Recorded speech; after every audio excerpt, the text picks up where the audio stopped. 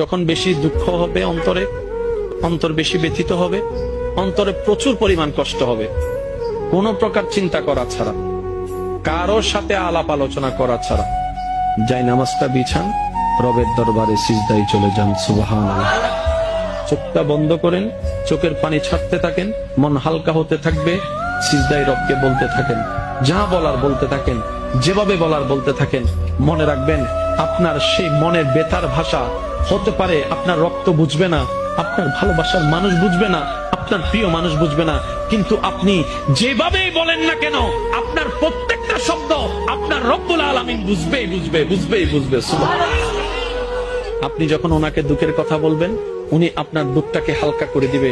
সে দুঃখের খবর প্রকাশ করে আপনাকে কখনো বেইজ্জত করবে না। আর আপনি যখন সুখের খবর পেয়ে রবের দরবারে সিজদায় চলে যাবেন, তখন আল্লাহ তাআলা খুশি হয়ে আপনার সুখটাকে আরো বাড়ায় দিবে।